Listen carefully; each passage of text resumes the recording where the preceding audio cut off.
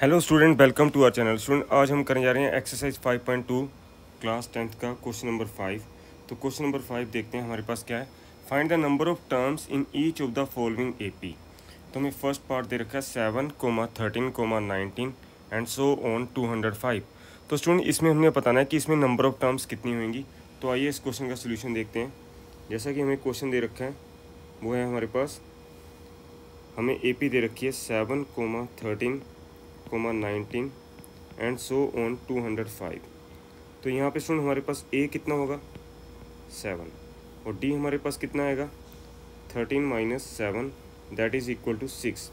अब यहाँ पे हम ए पी का एक फॉर्मूला लगाएंगे। ए पी का फॉर्मूला है हमारे पास A N equal to A plus N minus 1 D. यहाँ पे जो ए है वो उसकी वैल्यू हमारे पास 7 और डी की वैल्यू हमारे पास 6 है और एन हमने निकालना है।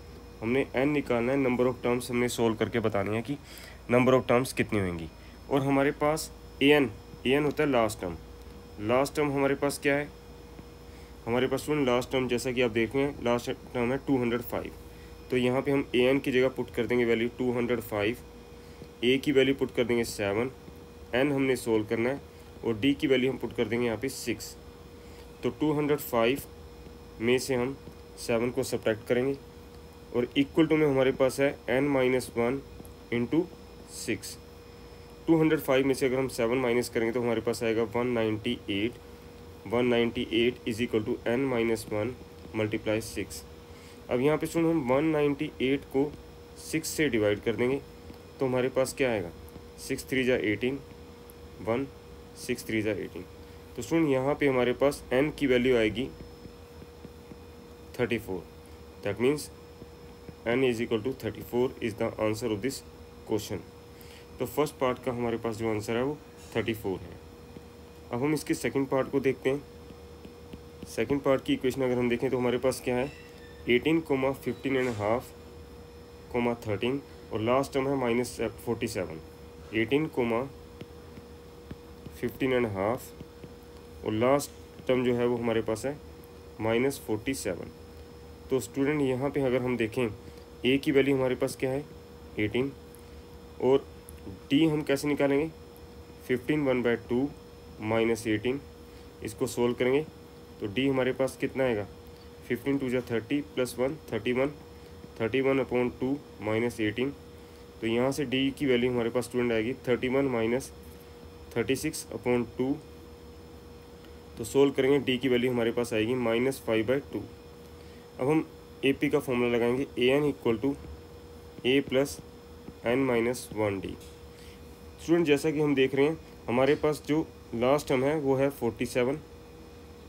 ये हमारे पास लास्ट टर्म है तो ए एन की जगह आ जाएगा हमारे पास यहाँ पे -47 और ए की वैल्यू हम यहाँ पे पुट कर देंगे 18। एन हमने फाइंड आउट करना है, मतलब नंबर ऑफ टर्म्स हमें फाइंड आउट करनी है तो हमने एन की वैल्यू फाइंड आउट करनी है और डी की वैल्यू है हमारे पास -5/2। तो यहाँ पे स्टूडेंट सोल्व करेंगे -47 minus 18 is equal to n minus 1 multiply -5/2। -47 में अगर हम 18 प्लस करेंगे तो कितना आएगा 8 7 जा 15, 8 7 15 1 6 -65। ये -5/2 इधर आके रेसिप्रोकल आ जाएगा इज इक्वल टू में n माइनस 1। माइनस से माइनस हम अगर कैंसिल करेंगे तो हमारे पास 5 1 जा 5, 5 3 जा 15, 26 is equal to n minus 1। यहाँ से स्टूडेंट हमारे पास n की वैल्यू आएगी 26 प्लस 1।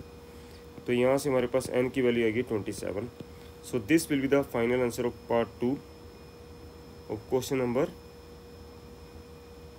5। तो इस तरह से हमारे पास दोनों पार्ट के हमने सोल्व कर लिए।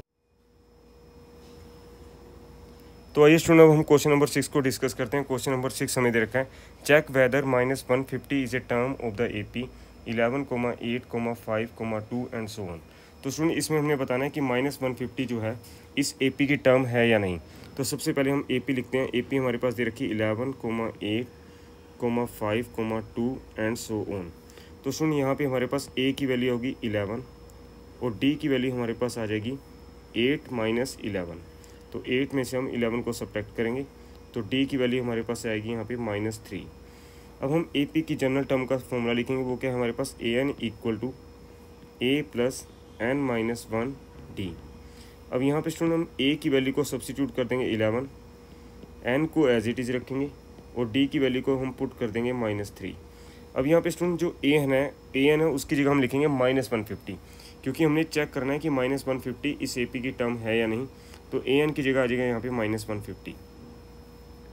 यहाँ पे स्टूडेंट हम सोल्व करेंगे, -150 इज इक्वल टू 11, -3 को n से मल्टीप्लाई करेंगे तो आएगा -3n, minus minus plus, +3, -150 -11 is equal to -3n + 3।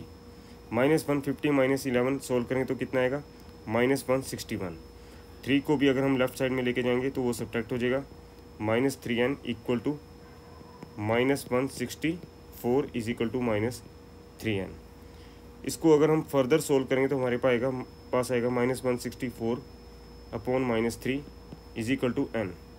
Minus से माइनस अगर हम यहाँ पे कैंसिल करेंगे तो हमारे पास n की वैल्यू आएगी 164/3।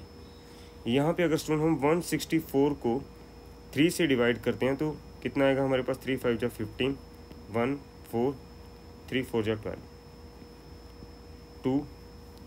यहाँ पे हम डेसिमल लगाएंगे, सोल्व करेंगे, 3 6 जा 18। यहाँ पे स्टूडेंट हमारे पास n की वैल्यू आ रही है 54.6, यानी n जो है उसकी होल वैल्यू नहीं आ रही है, मतलब n की एक कंप्लीट वैल्यू नहीं आ रही। n जो है हमारा डेसिमल में आ रहा है और n कभी भी डेसिमल में नहीं आना चाहिए। तो इस वजह से हम ये बोल सकते हैं कि जो -150 जो टर्म है वो इस AP की 11,8,5 की, 2 की ये नहीं होगी। तो इट मीन्स इसका आंसर क्या है, सो -150 is not the term of AP। क्या AP थी हमारे पास, -11,8,5,2।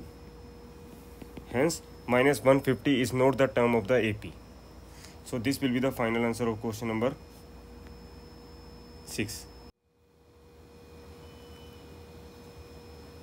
स्टूडेंट अब नेक्स्ट क्वेश्चन देखते हैं। हमारे पास नेक्स्ट क्वेश्चन क्या है, क्वेश्चन नंबर 7।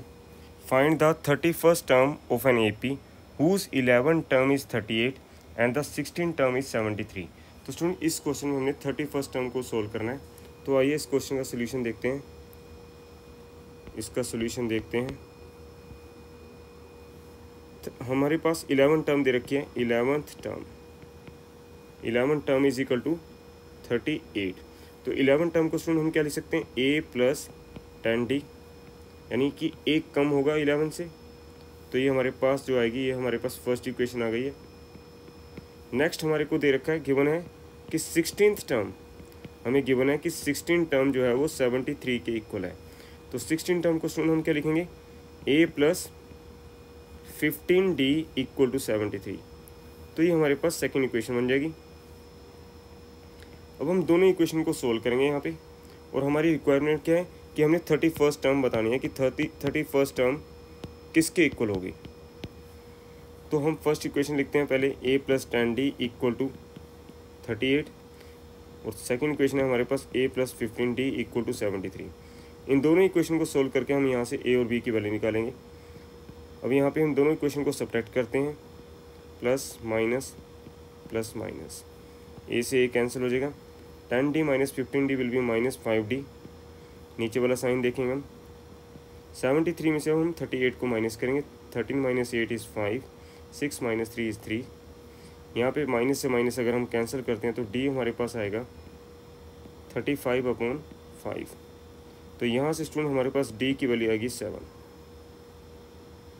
d की जो वैल्यू 7 है इसको हम सब्स्टिट्यूट कर सकते हैं, चाहे हम इसको फर्स्ट इक्वेशन में सब्स्टिट्यूट करें या सेकंड में, किसी में भी पुट कर सकते हैं। हम इसको फर्स्ट इक्वेशन में पुट करते हैं, a + 10d equal to 38, a + 10d equal to 38। यहाँ पे हम d की वैल्यू को सब्स्टिट्यूट कर रहे हैं यहाँ पे 7 इज इक्वल टू 38। तो हमारे पास a की वैल्यू आएगी 10 7 जा 70 इक्वल टू 38। यहाँ से स्टूडेंट हमारे पास a की वैल्यू आ जाएगी 38 - 70। तो यहाँ से सोल्व करके हमारे पास a की वैल्यू आएगी -32। तो यहाँ से हमने a की वैल्यू को सोल्व कर लिया। और डी की वैल्यू हमारे पास 7 है, ए की वैल्यू हमारे पास -32 है। और हमने सोल्व कौन सी टर्म निकालनी है, 31st टर्म बतानी है कि किसके इक्वल होगी।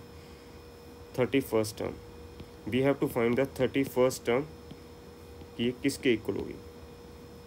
31st टर्म को हम लिख सकते हैं T31 को हम लिख सकते हैं a + 30d, मतलब 31st से एक कम होगा 30। a की वैल्यू हम यहाँ पे पुट कर रहे हैं -32 और d की वैल्यू हम पुट कर देंगे यहाँ पे 7, क्योंकि d की वैल्यू 7 थी। सोल्व करेंगे तो हमारे पास आएगा -32 + 210। अब 210 में से हम 32 को सब्ट्रैक्ट कर देंगे, that will be the final answer of question number part 2। 10 - 2 is 8, 10 - 3 is 7, 178। तो 31st टर्म जो हमारे पास होगी वो 178 होगी। So this will be the final answer of question number 7। तो 7 क्वेश्चन का आंसर ये होगा, इट इज़ इक्वल टू